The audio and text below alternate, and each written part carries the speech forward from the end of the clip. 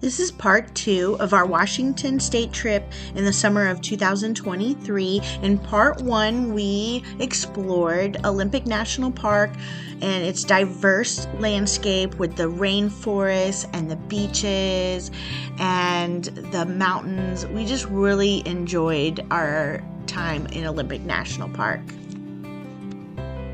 After the ferry ride, we were exhausted, so we decided to get a good night's sleep and have an early morning starting at Seattle's famous Pike Place Market. This market was founded in 1907 and today has over 200 shops. There is definitely something for everyone here. Our favorite was the food, but we also took part in a couple of unique and maybe a little gross experiences.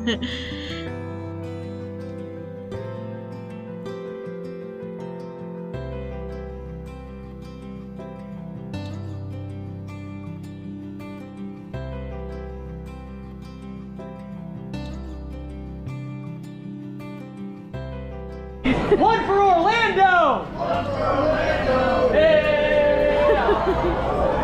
Oh my goodness. Big jig! Yeah! Oh my One more time! One more time! Yeah! Big jig! Yeah!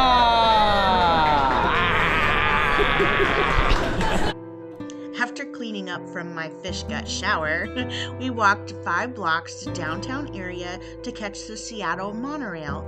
It was built in 1962 for the World Fair so they could move the 2.3 million guests that were visiting from downtown into Seattle Center.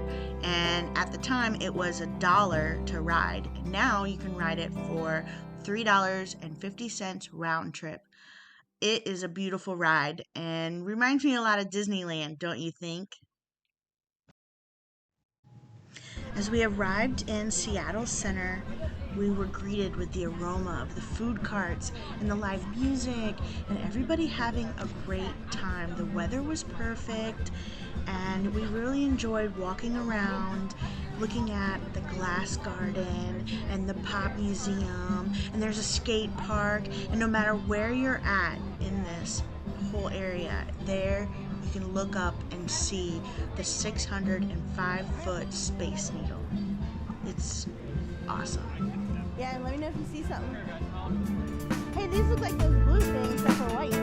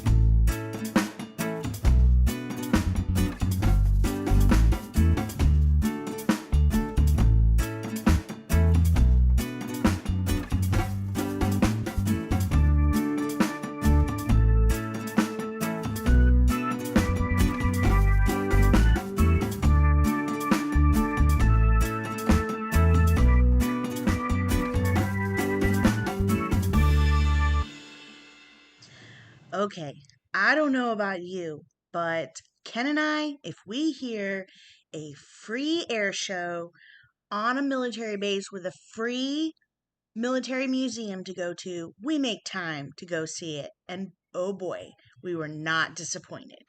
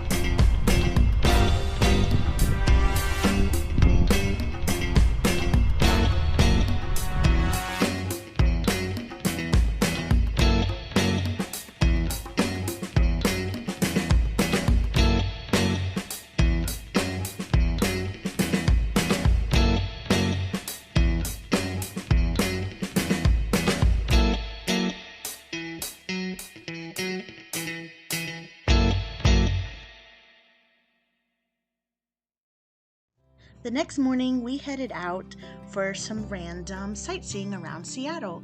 Our first stop was so Ken could pay respects to an iconic martial artist, Bruce Lee, and his son, Brandon Lee.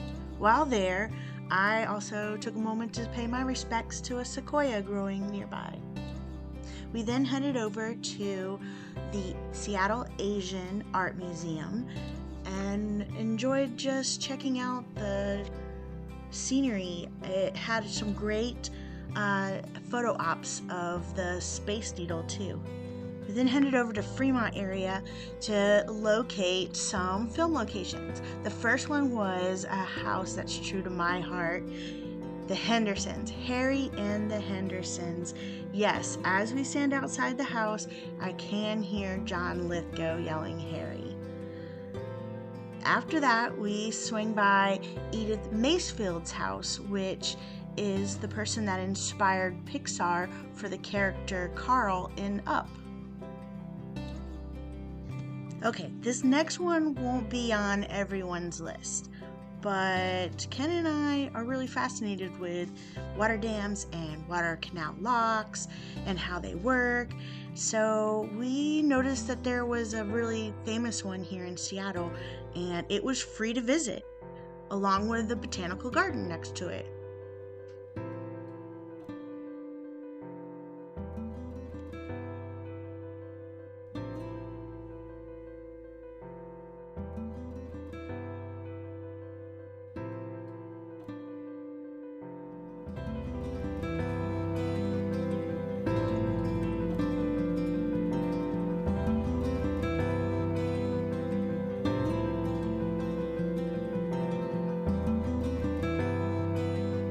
For dinner, we met up with Kat and Kane at Tamri Bar.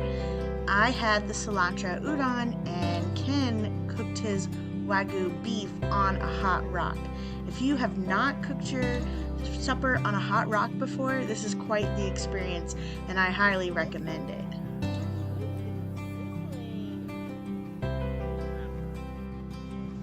After dinner, we headed over to one of the iconic views in Seattle, Kerry Park. From there, you can see the Space Needle and the giant wheel, and you can even see on a clear day all the way to Mount Rainier. This ends our time in Seattle area. For the third part of Washington State trip, we head over to the North Cascades National Park, and it's possibly my favorite part of our whole trip. You should definitely check it out. Thank you for watching, and we love all of you.